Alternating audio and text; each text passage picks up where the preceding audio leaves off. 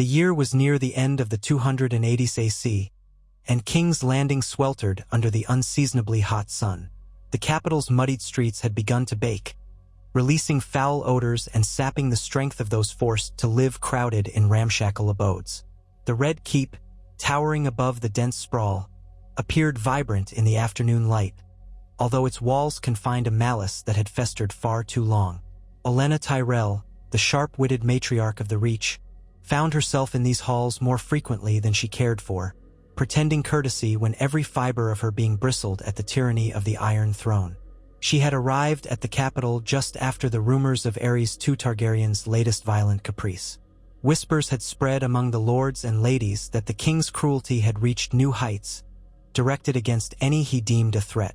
The pyromancers were said to be in his favor again, fueling a fear that some final cataclysm might be unleashed upon the city should Aerys' madness be allowed to continue unchecked. Olenna had no love for the Targaryens. Her family had always danced carefully around the Iron Throne. The Tyrells had been the wardens of the South, loyal to House Targaryen since the days of Aegon's conquest, yet loyalty grew fragile when placed in the hands of a mad king. Her presence in the Red Keep was, on the surface, an entirely innocuous matter. Officially, she was there to oversee the fostering of alliances between the Tyrells and other great houses, accompanied by a small retinue of attendants and her son Mace, who brimmed with misplaced confidence. Mace prattled on about how they might secure greater influence at court. Olenna smiled thinly at her son's preoccupations. He was so busy imagining feasts and tourneys that he was blind to the real threats swirling around them. The king's madness no longer clung to hush and rumor. It manifested in brutal punishments, scorched flesh, and unbridled paranoia.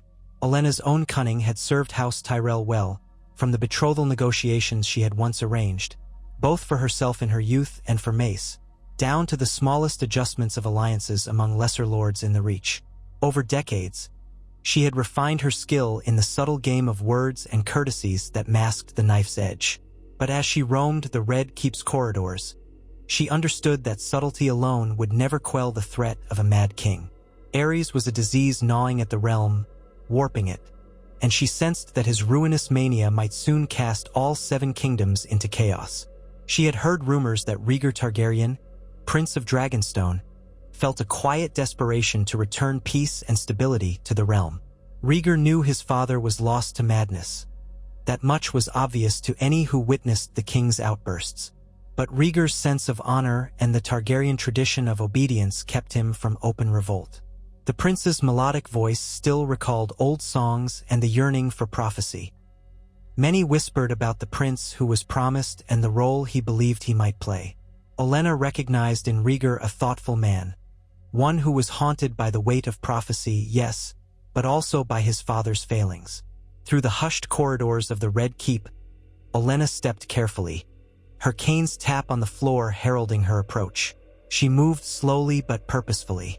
Lesser courtiers stepped aside, offering her polite nods, while she passed them with an elegance that defied her age. She kept her own counsel. Certain lords suspected that House Baratheon in the Stormlands was restless under Lord Steffan's heir, Robert. The future Lord of Storm's End was robust, charismatic, and intensely proud. If rumors were true, he had a certain fondness for the wildness in Lyanna Stark's eyes. Meanwhile, Lord Tywin Lannister, the king's former hand, had withdrawn to Casterly Rock after a bitter falling out with Aerys. And in the north, Lord Rickard Stark was grappling with the king's demands while trying to maintain a measure of distance from the looming madness in King's Landing. Olenna saw these tensions as fault lines that might break open at any moment. She knew how rebellions began. One spark in a field of dry grass, and soon the countryside would blaze. An erratic king was the perfect storm. But House Tyrell stood to lose as much as anyone if the 7 kingdoms descended into open war. More, perhaps, for Highgarden's fields and blossoming orchard-laden hills would quickly become the staging ground for any conflict looking to seize the gold and grain of the Reach. Inside the Red Keep's well-appointed rooms, she quietly arranged audiences with every powerful figure she could approach, weaving small circles of trust in which the king's madness could be lamented. Each discussion was veiled in caution, words wrapped in disclaimers, for no one dared speak treason outright. Lords and ladies alike measured their speech, but many voiced their terror about what might happen if Aerys turned his ire upon them. Over wine and sweetmeats, Olenna read the fear in their eyes. She deduced that almost all stood prepared to support Rhaegar if ever he found the courage to assert his claim. Yet Rhaegar waited still, uncertain how to challenge his father without plunging the realm into civil war. One evening, Olenna and Rhaegar exchanged guarded words over a small dinner. She had been careful to accept the invitation in a way that didn't rouse suspicion. The prince hosted only a handful of individuals, ensuring secrecy. He wore a melancholy expression.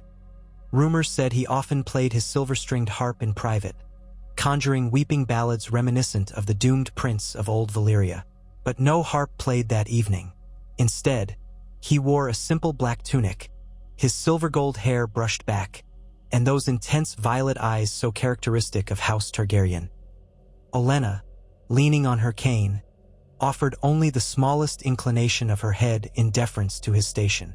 Rhaegar studied her with that calm, pensive air he so often wore. She felt the tension in the room. Ser Barristan Selmy stood at a respectful distance, saying nothing, the white cloak of the Kingsguard draped over his broad shoulders. When they began to speak, it was in riddles. Rhaegar hinted at how much blood could be spilled if certain lines were crossed. Olenna spoke of the madness devouring the realm, still cloaking her words to avoid outright treason. She left that dinner convinced that Rhaegar would never move until his father's tyranny forced his hand, or until the entire realm had erupted. That was not acceptable to her. She cherished her grandchildren, believing that their future depended on stability, and she would not see the Tyrell name dragged into a savage war on behalf of a king everyone knew to be dangerous. Olenna Tyrell was no fool, nor was she a stranger to the poisons of court. If King Aerys could be removed quietly, the realm could pass into the hands of his far more reasonable heir without a catastrophic war. Her resolve steeled, Olenna reached out through old channels, discreetly contacting a purveyor of exotic substances in Flea Bottom. Under the cloak of darkness, she sent a trusted servant, an aging retainer who had followed her from Highgarden for decades, someone whose loyalty she never questioned. That retainer made contact with a slender man with a scar across his lip, a figure whose name was unknown and unimportant. Secrecy was paramount. Within a day, the retainer returned with a small vial carefully packed within a padded container. Olenna accepted it with no outward sign of alarm, merely tucking it into her robes. She did not delude herself that such an act might be simple. King Aerys was paranoid, a man who forced his servants to taste every meal, dishes, wine, sweets. But madness makes mistakes, and while Aerys guarded against poison, he still clung to certain indulgences. His preference for spiced wine and honeyed sweets remained, and the king's taster, an equally paranoid individual, could be circumvented if the infiltration were subtle enough. Olenna's mind worked through every detail, orchestrating the plan with the same meticulous care she used in forging political alliances. She would need a final ingredient: cunning timing. Days passed while Olenna observed the king's routine. Even in his madness, Aerys maintained certain traditions.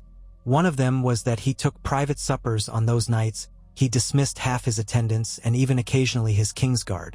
Whispers claimed he performed vile acts in those private hours, raving at imagined traitors or dabbling in sadistic amusements. But those accounts were from terrified attendants who knew only that they were dismissed from the royal presence. Olenna reasoned that private suppers included spiced wine that was less likely to be tasted anew each time. If she could see to it that the taster was lulled by routine, that he believed nothing in the meal had changed, perhaps the poison could slip unnoticed. The night arrived. The king was expected to dine in his solar. He had spent the day raging at some perceived slight from Lord Chelsted, the master of coin, and had demanded all sorts of petty retributions. By supper, even the king's closest servants felt drained, so the taster's alertness would be at its lowest. Olenna paid handsomely to secure the complicity of a single-serving boy, a youth who had only been in the Red Keep for a matter of weeks and whose mother lived in a hovel outside the city gates. Desperate for coin to buy medicine for her, The boy had little choice but to accept. Olenna made sure the boy would be given every chance to escape should the plot fail. It was a kindness to quell her conscience. She was no monster. She simply could not allow Aerys to remain on the throne. Thus, the spiced wine that reached the king's table that evening contained a colorless poison. It was said to be near undetectable, imparting no taste or scent, but capable of halting the heartbeat so swiftly that death might appear natural, or at least abrupt and untraceable. Olenna had read enough about the king's deteriorating health to suspect that many would simply assume his body had finally collapsed under the strain of his madness. She would grieve publicly, as would everyone. Rhaegar would ascend the throne with no reason to hunt out the culprit, and perhaps no desire to do so, for he would know privately that the realm was better off. She spent a sleepless night in her chambers at the Red Keep, staring into the darkness, her heart pounding far harder than she cared to admit. She was committing treason, not just petty intrigue but regicide, deicide, as some Targaryen loyalists might call it. The king had long styled himself above mortal men. Olenna's mind trailed through the potential consequences. If discovered, her entire house could suffer the king's retribution. But if she succeeded, she could spare the entire kingdom from bloodshed and place a stable Targaryen on the throne. By the time dawn came, she did not know whether to expect the clangor of guards at her door or a hushed announcement of Aerys' demise. At first light, Mace Tyrell burst in, his face pale, and found his mother sitting calm as ever, reading a letter as though it were any ordinary morning in King's Landing. Breathless, Mace managed to stammer that King Aerys had died in the night. No official word had yet spread, but the hush coursing through the Red Keep was more telling than any announcement. The king had been found collapsed in his solar, apparently from what they were calling a sudden fit of apoplexy. Mace, amazed and only half comprehending the implications, warned that the keep's gates were temporarily sealed while the Kingsguard took stock of the situation. Olenna simply nodded, whispering a prayer for the dead king's soul, and quietly beginning to dress for the inevitable flurry of audiences that would follow. When at last the bells of the Great September tolled and the news was proclaimed throughout the city, reactions were mixed. Some in the streets wailed at the death of the Targaryen king, fearing a new wave of chaos. Others privately rejoiced. At the Red Keep, the court gathered in the throne room, the dragon throne looming above them, empty for the time being. Rhaegar Targaryen, flanked by Ser Barristan Selmy and other members of the Kingsguard, took slow steps toward the throne. His silver hair flowed down the shoulders of a black doublet embroidered with the three-headed dragon in gold thread. The hush was nearly tangible as the highest lords and ladies witnessed him ascend the dais. Rather than seat himself immediately, he turned to address the court. Rhaegar's words were weighted with sorrow and duty. He named Aerys his beloved father, praising the king's earlier years, those times of prosperity that had blossomed under Tywin Lannister's careful administration. Rhaegar said nothing of madness or cruelty. He promised that though he mourned, he would devote himself to the realm's welfare. He asked the gathered lords for their loyalty, and slowly, they knelt. Lord Commander Gerald Hightower placed the crown on Rhaegar's head, an ancient circlet of Valyrian steel set with rubies, and thus the realm welcomed King Rhaegar I Targaryen. Olenna stood in the front ranks alongside her son Mace, watching carefully. She saw Tywin Lannister arrive late but kneel as well, his expression unreadable. She took note of the Martell envoys, who had come for Elaya's sake, standing with measured dignity.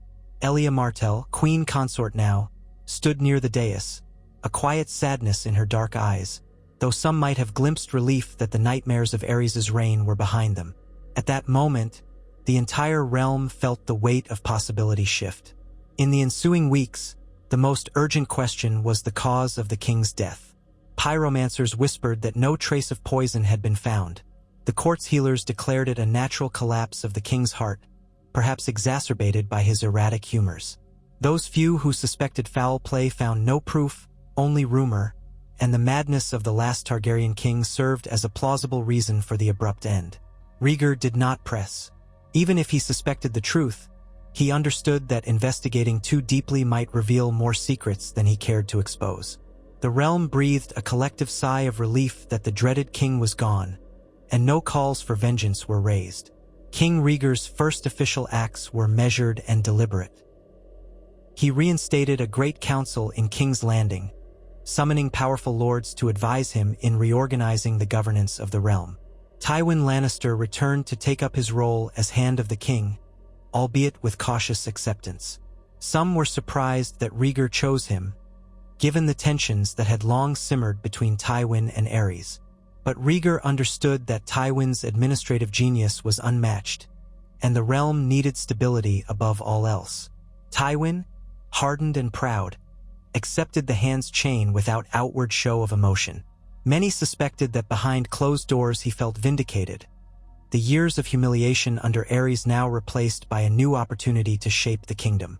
House Baratheon remained in the Stormlands under Lord Robert, who had not yet inherited from his father, Steffon. The future of that house seemed less certain, for Robert chafed under Targaryen rule, and he had been forging a friendship with Eddard Stark of Winterfell. Yet the impetus for rebellion, the spark that would have been King Aerys' tyranny, was gone. Rhaegar extended olive branches, sending ravens with warm greetings and declarations of goodwill. He invited the Starks and Baratheons to King's Landing to witness a grand coronation ceremony.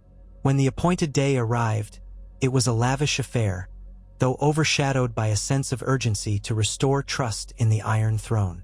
Rhaegar looked regal in dark fabrics trimmed with shining gold. Elia Martell wore a gown of crimson and orange, reminiscent of the rising sun. The dais was draped with the black and red sigils of House Targaryen, and the great September's crystals cast rainbow shards upon the congregation. Lords and ladies from each of the 7 kingdoms were present, except for Balon Greyjoy of the Iron Islands, who sent only a representative, preferring to remain aloof. Yet even the Ironborn saw no advantage in provoking the new king. Olenna Tyrell stood near her son Mace, resplendent in green and gold. She watched as Robert Baratheon, broad-shouldered and smiling, offered a congratulatory bow to the king, joking loudly about how they should hold a tourney to celebrate. Eddard Stark stood beside him, shy and reserved in the unfamiliar clamor of the South. The entire realm seemed poised on the edge of unity, as though a single guiding hand might keep the peace. In private, Olenna observed the new king's style of rule. Rhaegar did not possess his father's mania, nor did he appear to share his grandfather Jaehaerys' too stern practicality. He was dreamier, more introspective, yet he had a keen intellect and a surprising resolve. He listened to counsel, Tywin's especially, though he sometimes tempered the Lannisters' harsher suggestions with a gentler approach. He made clear that the realm's prosperity was his chief aim. Grain shipments from the Reach became more closely organized with the crown, ensuring plenty in King's Landing. Tradesmen found new freedoms in the city. Taxes on the shipping lanes were adjusted, and the crown's debt was carefully tallied. All this newfound progress brought admiration and a sense of calm to the lords who had long feared the madness of the old king. Even so, certain tensions lingered beneath the surface. For instance, Rhaegar's relationship with his wife Elia was outwardly affectionate, but those with sharp eyes noticed an unspoken sorrow between them. Elia had borne Rhaenys and then Aegon, but her health seemed fragile. Rhaegar, ever mindful of the Targaryen lineage, might have wondered if another match was necessary to ensure the prophecy he believed in. The realm, always hungry for gossip, speculated quietly but refused to voice discontent with the new royal couple. Then there was the question of the North and the Stormlands. Lord Rickard Stark came south with Eddard and his daughter Lyanna. Brandon Stark, the elder son, had been betrothed to Catelyn Tully, forging ties with the Riverlands. Eddard Stark, dutiful and shy, held no official betrothal, though rumor linked him with quiet possibilities. Robert Baratheon, for his part, never hid his infatuation with Lyanna. The two quarreled often, if gossip was to be believed, but there was a passion in their arguments that suggested something deeper. The new king watched them with a faint curiosity, wondering if such a union might unify the North and the Stormlands under the Targaryen banner in the future. Olenna Tyrell watched as well, though her primary concern remained the fortunes of her own house. House Tyrell gained favor in the months following the old king's death, largely because they remained steadfast in demonstrating loyalty. King Rhaegar traveled to Highgarden that autumn, intending to survey the realm and enjoy the famed hospitality of the Tyrells. Mace Tyrell spared no expense. The gardens were adorned with exotic blooms, feasting tables sagged under the weight of pears, pomegranates, roast swan, and spiced wines. Banners bearing golden roses fluttered from every tower. The king was received with near hysteria, the small folk lining the roads to catch a glimpse of their new monarch. During this royal progress, Olenna orchestrated discreet conversations with Rhaegar. She made it known that House Tyrell was pleased to supply the capital with grain and gold, so long as the crow, and offered recognition of the Tyrells' role as defenders of the South. She never boasted or pushed too hard. Instead, she used her formidable charm to gently remind the king of the loyalty House Tyrell had shown. Rhaegar, appreciative of the courtesy extended, assured her that Highgarden would always hold a seat of prominence on the king's council, if they so desired. Her son Mace, puffed with pride, believed he was ascending the ranks of influence at court. The realm continued in relative peace for a year, then another, and the burdens of administration began to weigh on Rhaegar. The original impetus for war, the tyranny of Aerys, had evaporated with his death. Some wondered if House Baratheon or House Stark might still resent the Targaryens for old slights, but any such resentment had little fuel. Lyanna Stark, rumored to be wild and willful, remained a point of interest in the gossip circles. People whispered about her starlit eyes and the possibility that she might run off with Robert Baratheon or someone else entirely. Yet no scandal erupted, and the king's relations with those great houses stayed cordial. In Dorne, Prince Doran Martell quietly tested the new king's sincerity toward Elia. The marriage alliance was vital to House Martell. Were Rhaegar to cast aside Elia, it could ignite a brand new conflict. But Rhaegar tread carefully, respecting Elia's standing as queen consort. He visited Sunspear after his tour of Highgarden, calming the Martells' concerns. Elia bore herself with dignity, and though the talk of heirs lingered, there were no immediate conflicts. The children, Rhaenys and Aegon, were beloved by many, frequently doted upon by courtiers enthralled by their silver hair and Dornish eyes. Meanwhile, Tywin Lannister worked tirelessly to consolidate power. The new king's trust allowed Tywin to manage the crown's finances effectively. The old rumors about Tywin longing for his daughter Cersei to marry Rhaegar were quietly brushed aside. Rhaegar was already wed to Elia with 2 children and had no intention of taking a second wife. This disappointed some in Casterly Rock, but Tywin was nothing if not pragmatic. He diverted his ambitions to forging other beneficial matches for his children, Jaime, Cersei, and Tyrion. During one session of the Small Council, Tywin suggested further expanding the royal progress to the Vale, the North, and the Iron Islands to show the crown's goodwill in person. Rhaegar consented. The king wanted to ensure that every corner of the realm felt included in this peaceful era. In the Vale, Jon Arryn hosted them with austere courtesy. In the North, Lord Rickard Stark surprised many by organizing a welcoming feast despite the northern preference for simplicity. The king's presence at Winterfell seemed to thaw any residual tension. Eddard Stark, reserved as ever, quietly studied Rhaegar while Robert Baratheon, who accompanied them, bellowed laughter at the high table. Lyanna Stark, proud and fierce, was the subject of Robert's boisterous attention, which she alternately entertained and rebuked in jest. The seeds of discontent that had once threatened to bloom into Robert's rebellion simply did not find fertile ground this time. With Aerys' madness gone, there was no inciting fury, no call for vengeance. King Rhaegar played the harp at Winterfell, captivating the North with a mournful ballad about the ancient kings of winter. Lyanna Stark, who had spurned the Southron ways, found herself momentarily entranced by the music. Robert Baratheon teased her for letting tears touch her eyes. She responded with a half-laugh, half-scoff, but something in her gaze lingered on the new king. The next day, Robert drunkenly challenged some of the king's men to a friendly melee, earning cheers and jest, but no rancor. The realm was at peace. Still, peace seldom lasts forever in Westeros. Over the next 2 years, smaller troubles arose. Balon Greyjoy began building more longships than usual, stirring rumors that he tested the new king's resolve. Off the coast of Dorne, pirates from the Stepstones wreaked havoc on merchant shipping. In the Riverlands, bandits roved near the Trident. Yet each challenge was met decisively. Tywin Lannister organized funds to aid House Tully in flushing out the bandits, while Stannis Baratheon, Robert's more taciturn brother, who had a facility for naval matters, led a royal fleet to quell the pirates. The Greyjoys, confronted with a show of force, backed down to a sullen neutrality. King Rhaegar's attentiveness to these matters pleased many. Few Targaryen kings had personally intervened in the hardships of lesser lords. All the while, Olenna Tyrell observed from her vantage in Highgarden or whenever she visited King's Landing.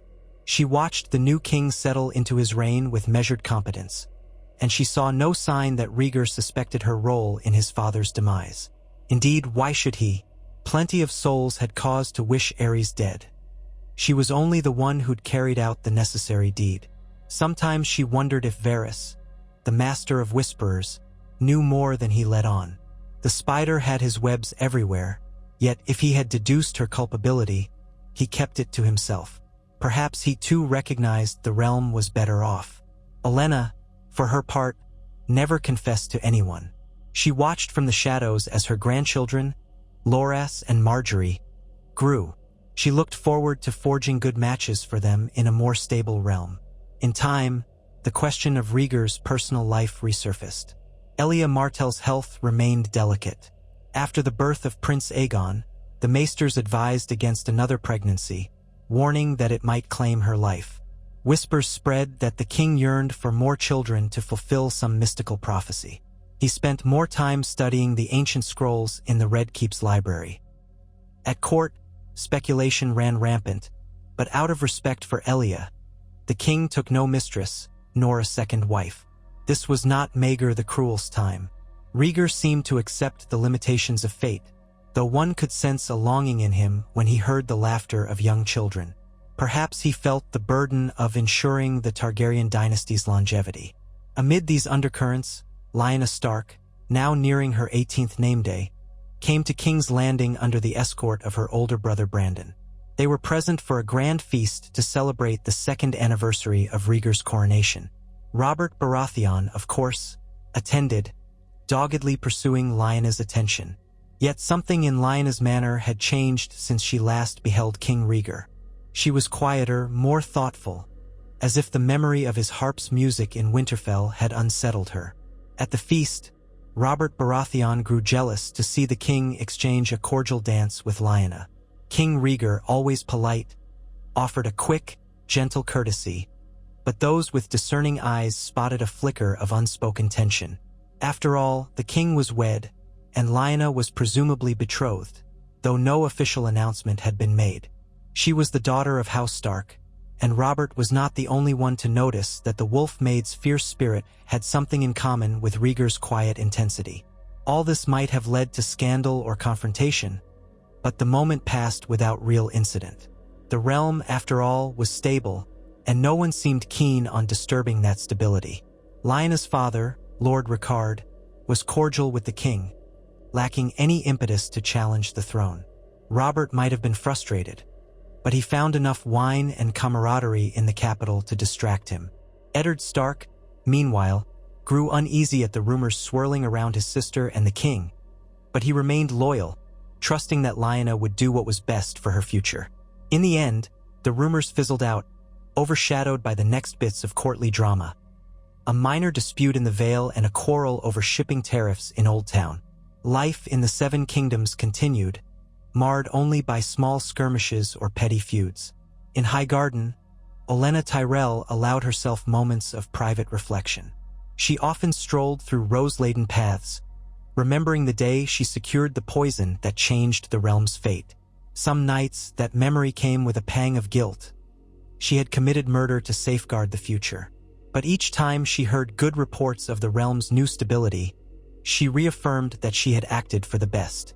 Under Rhaegar's reign, peace blossomed. The small folk were not burned alive for the king's sport, and the threat of a massive rebellion had been averted. Over the next 3 years, King Rhaegar's hold on the Seven Kingdoms solidified. He handled the Iron Islands carefully, granting them leave to raid certain foreign coasts with the crown's tacit blessing, provided they did not trouble the mainland. It was a dubious compromise, but it kept Balon Greyjoy from outright rebellion. In the Reach, trade routes flourished. In the Westerlands, gold continued to flow, strengthening the realm's treasury. The crown permitted the North more autonomy in local matters, endearing Rhaegar to Lord Rickard Stark. At each turn, Rhaegar displayed a remarkable willingness to listen to the counsel of others, even from his friend, the loyal Ser Arthur Dayne, and other knights of the Kingsguard. Stories spread of him riding out among the small folk to hear their grievances, distributing alms and ensuring fairness. Even the faith looked upon the new king favorably, seeing in him a piety and benevolence absent in his father. By the time the winter of 286 AC arrived, the realm had known nearly 5 consecutive years of peace. Snow fell heavily in the north, while the southern lords simply piled on more furs. King Rhaegar elected to remain in King's Landing throughout most of the winter, focusing on the crown's affairs. He was no longer the shy, haunted prince that many remembered, but a measured and confident king. Ser Barristan Selmy, Ser Arthur Dayne, and Ser Jaime Lannister, now wearing the white cloak, guarded him loyally. Elia Martell stayed with him, though the cold weather brought bouts of illness to her. Rhaegar fretted over her health, ensuring maesters tended to her closely. Their children, Rhaenys and Aegon, brightened the halls with laughter. Outside the Red Keep, life churned on. Court intrigues persisted, with minor lords squabbling for greater recognition. Varys whispered secrets in the king's ear, ensuring that any conspiracy was sniffed out early. Peter Baelish, a cunning young man from the Fingers, began to make a name for himself in the capital's financial circles, eventually catching Tywin Lannister's eye as a minor functionary. Meanwhile, the older generation of lords saw their children come of age, forging new alliances and betrothals. House Tyrell arranged a marriage between Loras Tyrell, still a youth, but with the promise of knighthood, and a daughter of a bannerman, while Margaery Tyrell, just a girl, played in the gardens, unaware of the grand future her grandmother might be planning. With no rebellion tearing the realm apart, the entire political tapestry shifted. The Targaryen dynasty remained unchallenged. The love or fear people had for the Targaryen name evolved into a steadier loyalty to King Rhaegar, remembered by some as the champion of the tourney at Harrenhal years prior, the Silver Prince who sang to the masses. Now he was the Golden King who averted war, though the small folk were not privy to the details of his father's demise. Even the Stormlands, once a hotbed of potential rebellion, found no reason to rebel. Robert Baratheon still disliked Targaryen rule in principle, but lacking a mad king to rise against, he turned his focus to feasts, hunts, and womanizing. Some suspected that Robert would never settle down until forced by duty, and that day seemed far off. Occasionally, rumors circulated of restless souls who believed the Targaryens had grown soft, that the realm needed a king of fire and blood, but such talk was confined to hushed corners. Lords who had once stockpiled arms for a rebellion found no cause to sacrifice their lives or land. King Rhaegar rewarded loyalty, pardoned old grievances, and invited men to serve in honorable roles. Even Dorne, once slighted by the old King Aerys, embraced Rhaegar wholeheartedly, especially as Elia Martell's influence at court remained secure. The turning point for House Tyrell's fortunes came when the king issued a royal decree praising the harvests of the Reach. Wine from the arbor and grain from the fertile fields arrived in King's Landing at lower cost, thanks to newly opened trade routes. The king's generosity extended to awarding the Tyrells new entitlements. Nothing so grand as to rouse envy from other houses, but enough to show that Highgarden stood high in royal favor. Mace Tyrell boasted far and wide of the king's esteem. Olenna watched in amusement. She had always known how easily Mace's pride could be flattered, but it was working to the advantage of House Tyrell. Yet as the realm sailed through these calmer waters, fate still cast uncertain shadows. Not all threats came from within. Whispers spread of tension across the narrow sea, in the free cities, where mercenary companies might be hired for an invasion if the realm ever appeared weak. But Rhaegar's measured rule kept the Iron Throne strong. The gold cloaks were reformed to be less corrupt. The royal fleet under Stannis Baratheon's watchful eye patrolled the Blackwater Bay diligently. Cersei Lannister, a glittering presence at court, grew increasingly frustrated by the lack of a grand marriage arrangement that matched her ambitions. Jaime Lannister, the youngest Kingsguard in history, served King Rhaegar's personal guard. Tyrion Lannister, a boy with a sharp mind, roamed the libraries, devouring knowledge. House Lannister's power was secure, unchallenged. Even so, Tywin never let his guard down. He orchestrated trade deals, forged alliances, and solidified his grip as Hand of the King. In the north, the Starks watched from a distance. The winter tested their resilience, but they had supplies enough thanks to Rhaegar's adjustments of tariffs and trades. Old grudges against Targaryens, cultivated over years of hearing about the Mad King's tyranny, gradually dissipated in the face of this new reality. Brandon Stark married Catelyn Tully, forging a strong bond between the North and the Riverlands. Eddard Stark, content to remain in Winterfell, oversaw the household with quiet diligence. Lyanna Stark's future still hung in the balance. Her father never formalized the betrothal to Robert Baratheon, uncertain if that union was wise. Lyanna herself seemed reluctant, claiming she would not be forced. Yet no dramatic event transpired to break the peace. At times, King Rhaegar's court convened to address small matters, border disputes, inheritance questions, pirates, or petitions from peasants. He listened with that thoughtful expression, occasionally deferring to his counselors. He strove to be a just king, knowing the Targaryen name needed repairing after Aerys' abominations. In this environment, Olenna Tyrell sensed her house flourishing.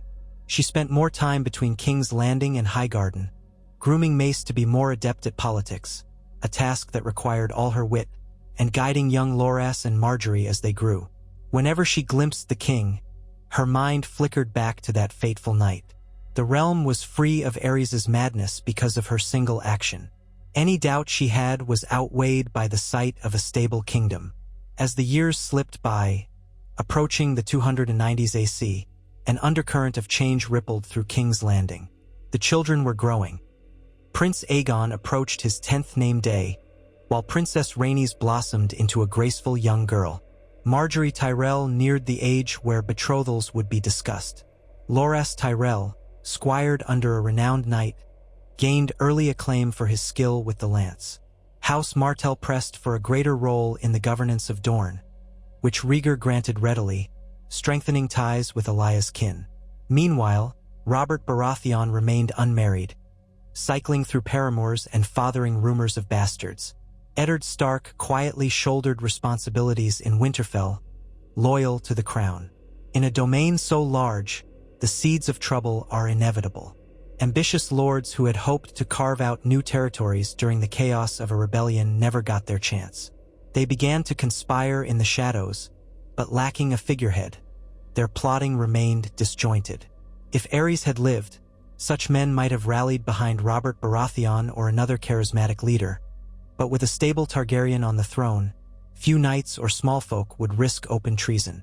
Varys' spies detected murmurs from time to time, and the king's justice was dispatched. Trials ended in condemnation for a handful of lesser lords who had whispered of uprising. Executions were swift, quiet affairs. Rhaegar treated such matters as regrettable but necessary, never indulging in cruelty. All the while, life at court could be surprisingly pleasant. The king commissioned bards to fill the halls with music. Poets sang the praises of a new golden age. Tournaments were held at Harrenhal, at Lannisport, and occasionally in King's Landing, each overshadowing the infamous event that had once led to so much turmoil. Knights sought the favor of ladies who pinned ribbons on their lances. The king himself occasionally competed, wielding a lance with quiet skill and crowning his queen or children with the victor's laurel. People cheered the Dragon King, who was also a troubadour at heart, and though some cynics muttered that this softness would lead to downfall, no evidence of that emerged. Olenna Tyrell found these tourneys delightful for forging or renewing alliances, quietly ensuring that House Tyrell always remained near the center of affairs. One crisp morning in King's Landing, Olenna found herself in the royal gardens, accompanied by Elia Martell, who walked slowly, aided by a lady-in-waiting. Elia had grown thinner, her features more delicate, but there was a peacefulness about her. Olenna linked arms with the queen and listened as Elia spoke of her children. Rhaenys wanted a kitten. Aegon dreamed of riding a dragon like the Targaryens of old, though no dragons remained. Olenna offered gentle, sardonic remarks about the folly of children and the wonders of youth. She thought to herself how these children would never know the reign of a mad king. A steward approached them bearing a missive. Elaya's hands trembled slightly, so Olenna took it for her. She read that the king proposed a summer progress to Dorne once the weather warmed, hoping that the southern heat might benefit Elaya's fragile constitution. Elia smiled softly, relieved that Rhaegar cared enough to consider her health. Olenna offered a few encouraging words. She understood that Elaya's hold on the king's heart was complicated by the demands of prophecy and inheritance, but love manifested in many forms. The realm was calm, Elia remained queen, and no one threatened her children's succession. That, in Westeros, was as close to peace as one could hope for. The following months saw House Targaryen's retinue travel to Sunspear, escorted by a lavish procession of guards, courtiers, and even a few lords from other regions. The roads remained free of bandits, a testament to the stability Rhaegar had nurtured. In Sunspear, they were greeted with bright banners flapping in the hot winds, the sun and spear of House Martell displayed proudly. Prince Doran Martell, older and more cautious, embraced his sister and extended every courtesy to the king. Oberyn Martell, fiery as ever, entertained the courtiers with displays of spear combat, enthralling the Empress Iona. Blee with his skill. During their stay, Rhaegar visited the water gardens, where the small folk's children splashed in shallow pools. He conversed with them, forging a bond with the lowliest of his subjects. These were the moments that endeared him to the realm. The king's retinue spent weeks in Dorne, and for all that time, the rest of the kingdom ran smoothly under Tywin Lannister's stewardship from King's Landing. It was a balanced system. Tywin's iron discipline and Rhaegar's empathetic rulership, with no Aerys to pit them against each other. If anything, their combined talents fortified the realm. Though the seeds for an event like Robert's Rebellion had once existed, the impetus remained absent. Lyanna Stark, still unwed, had come to Dorne as part of the king's retinue for reasons of courtesy. Lord Rickard encouraged his children to see more of the south. Robert Baratheon insisted on coming too, determined to watch over Lyanna and, perhaps, press his case. The friction that might have turned into tragedy, as it had in another timeline, now resulted only in a few heated arguments and jealous glances. Lyanna found Dorne's culture fascinating. She spent time riding across the desert sands, forging a connection with Elaya's cousin, a lady who appreciated her spirited nature. Robert fumed at her independence, but with no great crisis at hand, he had no real cause to rage. Some nights, under the blazing Dornish stars, King Rhaegar would take his harp and sing. A quiet gathering would form Elia, Oberyn, Lyanna, Ser Arthur Dayne, and a few trusted courtiers. The king's voice carried across the still air, and Lyanna's eyes glinted with tears she refused to shed, enthralled by the music. Robert watched from a distance, uncertain how to respond to a king who was both a warrior and a poet. Oberyn teased him, calling him a great boar in a land of snakes and dragons. Robert's face reddened, but the insult was delivered without real malice. The tension never escalated. Days turned into weeks, and the king's progress returned to King's Landing with stories of warm hospitality and diplomatic success. No lords rose in rebellion. No whispered slights from the king threatened to tear families apart. Peace reigned. Olenna Tyrell, upon hearing the tales, only sighed in mild relief. She knew how fragile peace could be. She had lived long enough to see how quickly the tides might shift if a single man's ego or mania was left unchecked. She kept her secrets. No one asked, and no one guessed that this grand tapestry of stable rule hinged on the vile act of a single poison vial years ago. As the 290s AC continued, the king faced new concerns. The question of Daenerys Targaryen, Aerys' youngest child, who had been born on Dragonstone in a storm. In this timeline, the baby had come earlier, but given Aerys' passing, She was raised under Rhaegar's watchful eye rather than exiled. As Daenerys grew into a sweet-natured toddler, she became beloved at court, a symbol of House Targaryen's enduring lineage. The king ensured she was treated with the same respect as his own children, though she stood apart in the line of succession. The realm now boasted 3 Targaryen heirs, Aegon, Rhaenys, and Daenerys, with no question of legitimacy or claim. Dorne adored Aegon, the Crownlands favored Rhaenys, and many among the small folk cooed at the silver-haired Daenerys. Even the seeds of a future Targaryen civil war seemed unlikely with Rhaegar firmly in command. Yet winter loomed colder as the years pressed on. The stocks of grain from the Reach grew more precious.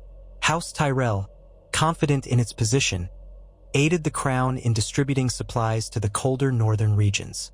In turn, the king granted new privileges for trade. This synergy lifted the small folks' opinions of both the crown and Highgarden.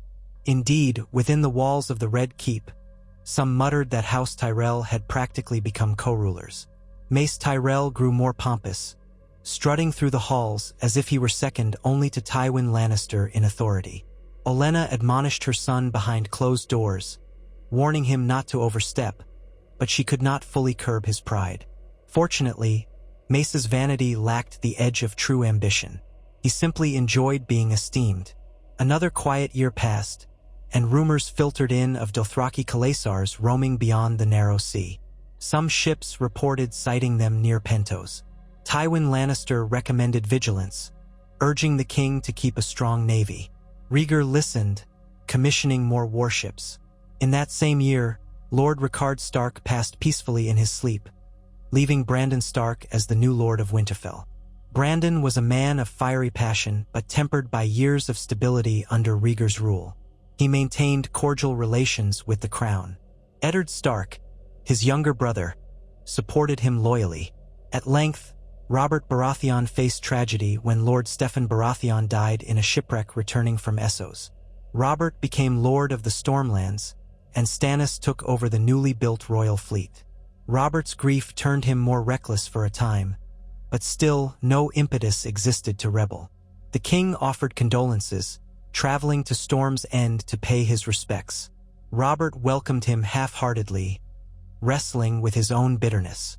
Yet, in the face of the king's sincere kindness, Robert found little reason for open defiance. He vented his frustrations in the yard, crossing hammer with knights of the Kingsguard in friendly bouts. Many recognized his monstrous strength, but strength alone would not topple a popular, stable king. The decades that might have erupted in bloodshed under King Aerys' madness continued on a more measured path. The king aged into his early 30s, still retaining a measure of the princely grace that had captivated hearts in his youth, but now softened by the burdens of rule.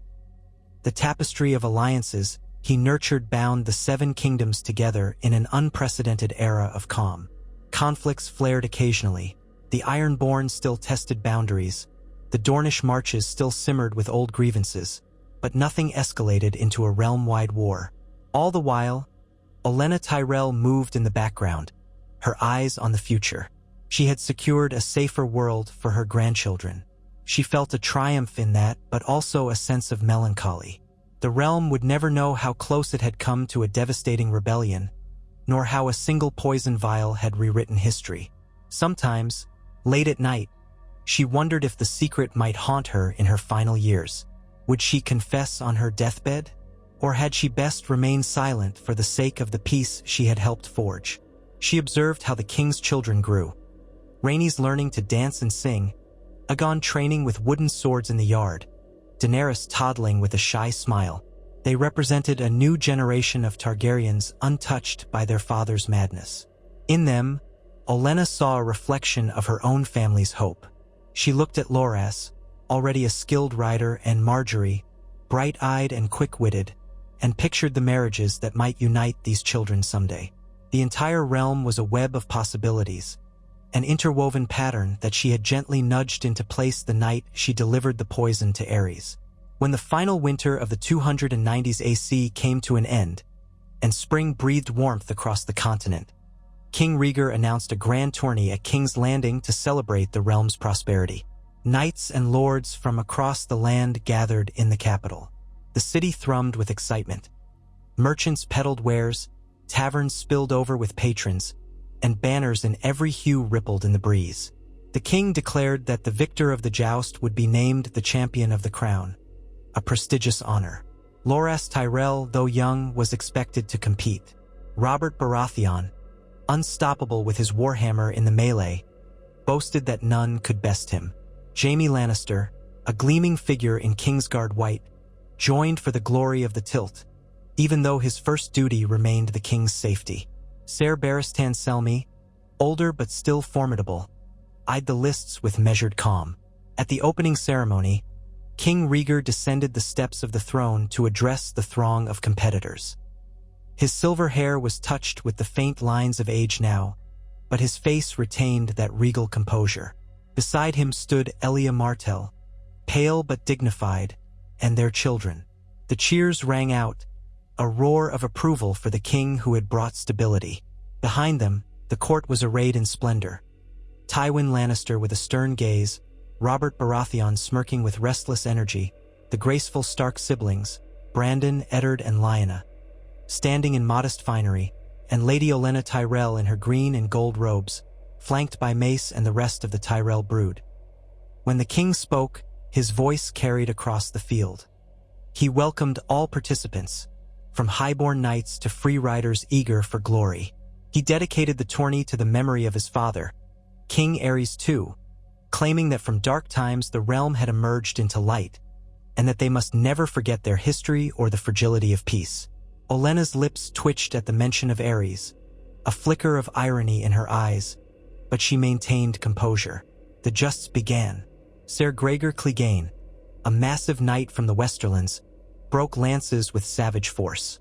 Loras Tyrell displayed marvelous skill, unhorsing several opponents. Jaime Lannister's golden hair caught the sun as he deftly disarmed each rider he faced. Robert Baratheon opted for the melee and gave the crowd a show, swinging his hammer with daunting power. The small folk cheered, enthralled by the spectacle. Musicians played lively tunes between rounds, and the king and queen looked on from a shaded gallery. Roses were thrown, lords laid wagers, and laughter mixed with the thunder of hooves. In the final tilt, Ser Jaime Lannister faced Ser Loras Tyrell. The stands pulsed with excitement. Olenna watched with parted lips as her grandson set his lance, knowing Jaime's prowess. The first pass ended in a splintered clash, both riders maintaining their seats. The second pass rattled armor, and the crowd gasped as Loras struck Jaime's shield with surprising force. Yet the Kingslayer, a name he did not bear in this timeline, stayed a horse. On the third pass, Jaime's lance glanced off Loras's helm, nearly unseating him, but Loras performed a desperate maneuver with his horse to stay upright. The stands erupted in cheers. The tension crackled. Ultimately, on the final pass, Ser Jaime aimed a blow that caught Loras's shield at an awkward angle, sending him tumbling to the ground. Jaime wheeled about, raising his visor, acknowledging the crowd's roar.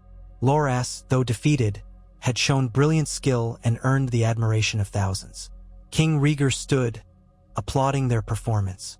He declared Ser Jaime the victor, awarding him the title of champion of the crown.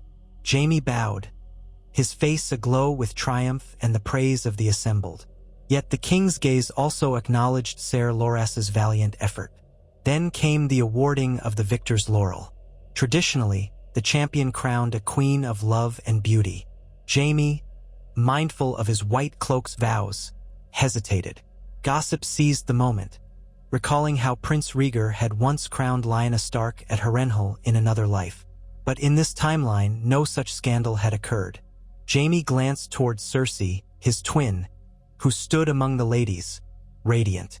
Yet mindful of propriety, he turned instead to present the wreath of winter roses, brought from the north by Eddard Stark as a token of unity, to the queen, Elia Martell. The crowd cheered anew. Elia, frail but smiling, accepted graciously. No whispers of impropriety marred the moment, and though some recognized the tension in Jaime's choice, no great scandal ensued. Thus ended the grand tourney, a celebration of a united realm. Throughout it all, Olenna Tyrell moved about, exchanging courtesies, forging alliances, and dispensing subtle jabs.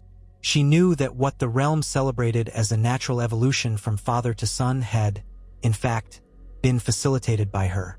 Still, she allowed herself a measure of pride. The peace was real, and thousands were spared the horrors of war. She watched knights in shining armor ride to thunderous applause instead of marching off to slay each other under rival banners. She saw ladies in gowns of every color, smiling without the weight of a tyrant's cruelty looming over them. When the final day of feasting concluded, King Rhaegar raised his cup to toast the lords and ladies, praising their unity and urging them to remember that peace required effort from all. His words stirred hearts. Robert Baratheon clapped him on the back, flushed with wine but genuinely moved. Tywin Lannister nodded in respectful agreement. Eddard Stark lifted his cup in silent tribute. Mace Tyrell declared that House Tyrell would always stand by the crown, to which cheers erupted. The merriment lasted long into the night, and so the Seven Kingdoms navigated a path free from the cataclysms that might have ignited Robert's rebellion. The white ravens still flew, winters still came, and petty strife flared at the fringes. But no Stormlord rose with fury against the throne. No wolf-maid was stolen away to spark the flames of war. No dragons danced in red mountains or burned the fields of the Reach. King Rhaegar's measured reign ushered in a calmer era, one where heartbreak and conflict were not absent, but never escalated into the realm-wide devastation that once seemed inevitable. Life rolled on, love and tragedy, birth and death, but always under the steady watch of a king shaped by prophecy yet grounded in reason. Years slipped by, and in time, a new generation of heirs stepped forward, forging fresh alliances and writing new histories. Marjorie Tyrell caught the eye of Prince Aegon, or perhaps someone else of equal standing. Daenerys Targaryen grew into a curious young lady who wandered the gardens, sometimes glimpsing a distant desire to see the lands beyond. Rhaenys blossomed into a poised princess who charmed lords and ladies alike. Peace, not strife, shaped their upbringing. And in the shadows of the Red Keep, within the memory of those who truly understood the delicate balance of power, the last vestiges of Aerys' cruel legacy faded into the annals of time. Olenna Tyrell would one day go to her grave, never having spoken of that vial of poison. Should the gods judge her, she would meet them with head held high. The realm had been saved, no rebellion, no rivers of blood. Aerys II Targaryen had died quietly, robbed of the chance to set the world aflame. In so doing, she had given the realm King Rhaegar, a man of song and steel, forging a tapestry of alliances and traditions that might endure for generations. And so this was the world they knew, a Westeros that had been spared the fires of civil war by the swift, silent hand of the Queen of Thorns, whose cunning changed the fate of the Iron Throne forever.